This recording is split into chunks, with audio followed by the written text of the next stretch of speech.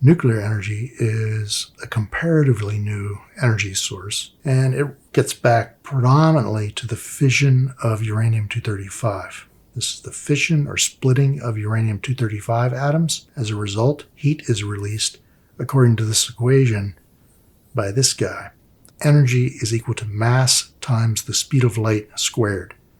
So an enormous amount of energy is derived from a small amount of mass. And we can see that here.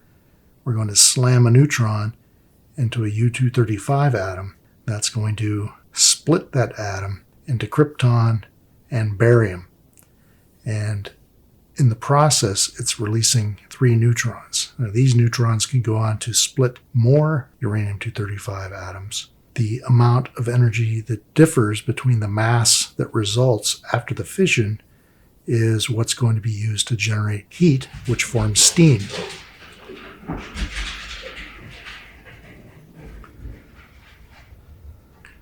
So this energy that's generated after the mass difference from the splitting of the atom is going to drive turbines, and the spinning turbines generating a magnetic field, which ultimately becomes electricity. So we're going from the splitting of the atom back to a more traditional steam approach for generating electricity. The combination of the two is fairly effective. In terms of energy reserves, the most mineable ore is uraninite.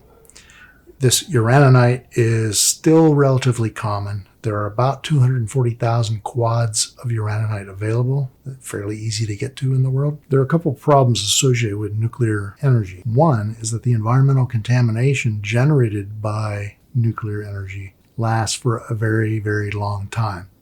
We're not talking hundreds of years, we're talking tens of thousands to hundreds of thousands to millions of years. There are waste disposal problems. There's no good plan in place for waste. Lots of ideas, of course, like putting them in old salt mines and just allow the salt to collapse around the nuclear waste. That'll be cool for a while. Eventually, someone's going to dig into that salt again and hit these barrels of nuclear waste, and won't that be a surprise? And there are security concerns. What if someone was to steal that nuclear waste to use it to build nuclear weapons? Either a sophisticated weapon, a fissionable weapon, or a dirty bomb. This is an image from a Rio Tinto mine in Namibia.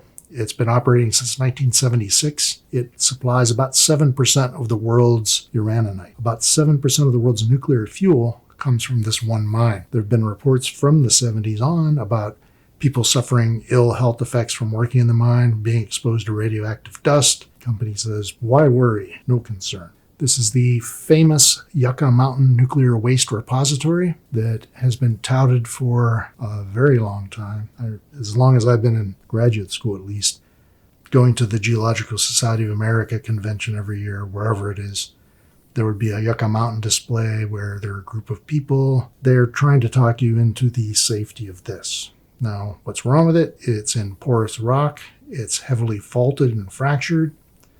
So we're going to store something that is potentially very dangerous in some busted up rock that's going to continue to twist and torque itself, and it's got water flowing through it on occasion. So now that you have a little background in geology, think about those things. Biofuels, the fuel of the future. It's carbon neutral. The amount of carbon that goes into a biofuel comes back out of the biofuel, so there's no net difference in carbon. There's talk of ethanol replacing gasoline.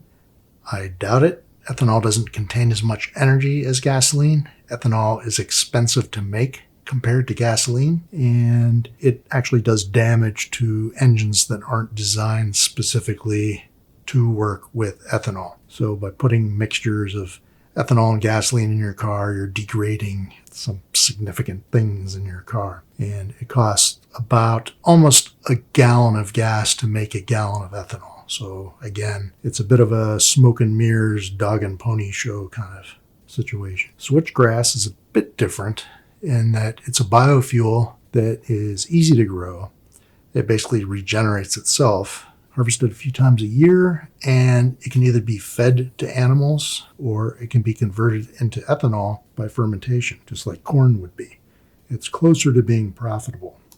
Hydroelectric energy requires water and gravity. hydrostatic head behind a dam, produces pressure that can turn turbines and generate clean, inexpensive electricity. It's worth about 2.7 quads a year in the United States. It's significant, but not a major component of our power system, either in Canada or the US. And while it's clean and inexpensive, it doesn't come without cost. It turns out that there's a very significant supply of nutrients coming from the oceans, traveling into forests, carried by fish, like salmon. And it can actually affect the health of the forest 300 miles inland. So we're learning that our forests are now suffering, becoming less productive, more prone to disease and fire because we built dams 10, 20, 30, 50 years ago. We didn't know that was going to be a problem, but now we do. This is probably the epitome of big dam projects in the world. This is the Three Gorges Dam in China. It's famous for displacing a lot of people that were going to be flooded out, and the potential hazard of failure. If this dam was to collapse at some point, it's going to be catastrophic for a very large number of people living downriver. Wind power, again, clean, but it requires very tall windmills. You have to be above the ground, you have to be above turbulence with other structures. So you have to put a propeller well up into the air to get away from these disturbing ground effects. And this also requires a large open space with hopefully constant winds. This is a famous wind farm. It's in between 29 Springs, which is by Joshua Tree, and going into San Bernardino, California. It's coming out of the Palm Springs area. This is a similar power plant in the Jiangsu province of China, hopefully I pronounced that right, which again consists of very tall towers with very large propellers. Again,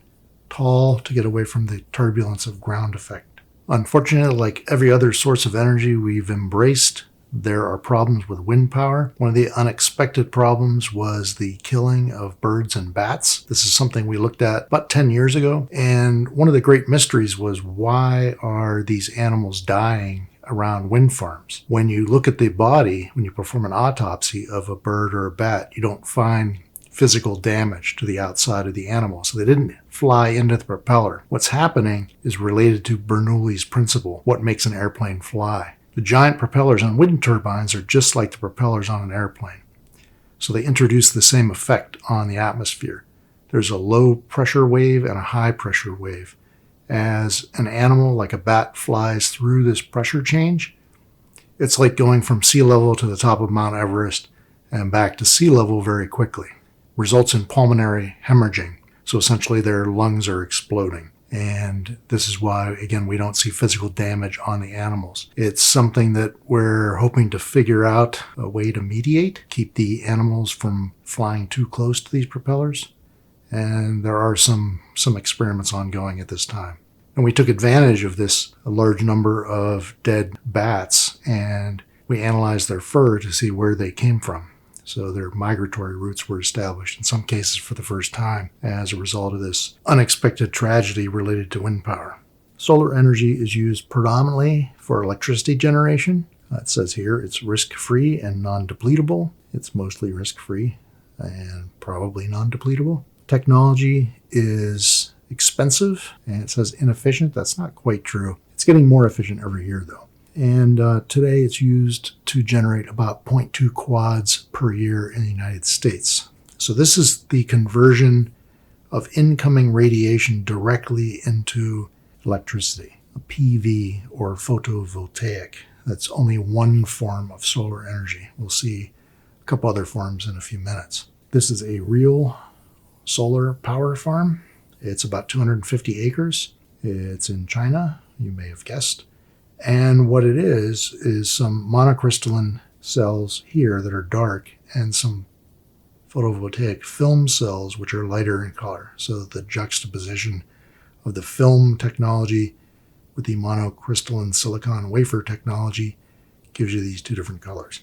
Now we can also collect heat from the sun and heat object here to a very high temperature and then move that heat into molten salt. We're going to heat up a block of salt every day when the sun's shining to a very high temperature. And that high temperature is sufficient to generate steam, which generates electricity, making that salt molten. Going through that phase change, solid to liquid, takes an enormous amount of energy, a big energy step, just like making precipitation from water vapor. And it's this phase change that's used during the night when the sun isn't shining to bring heat out of that molten block or ball of salt to continue to generate electricity in the dark. Batteries are the key to the future for things that move, like cars and motorcycles and tractors and semis, and things that don't move, that just turn in place, like refrigerators, microwaves, things of that nature. Battery power is the key. We have to store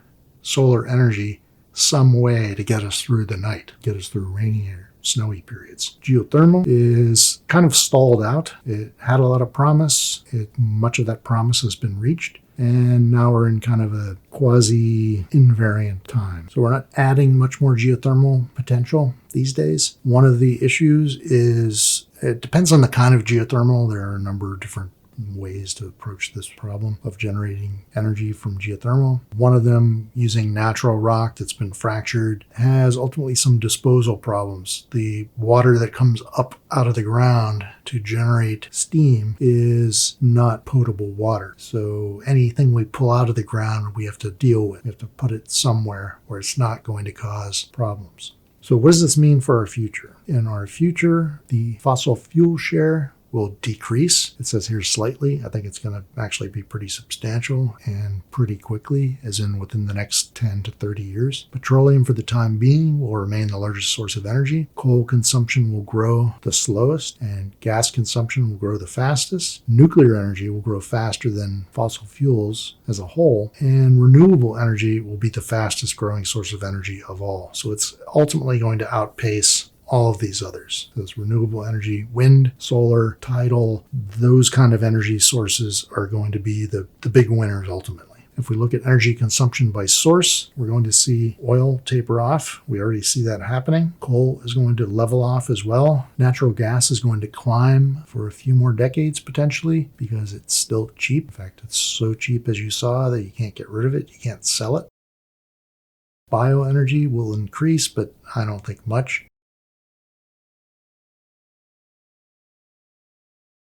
Nuclear energy, not much of an increase. Hydro kind of holding steady. It's the other renewables that are going to make the big jump ultimately. And they're going to replace these in the bottom categories here.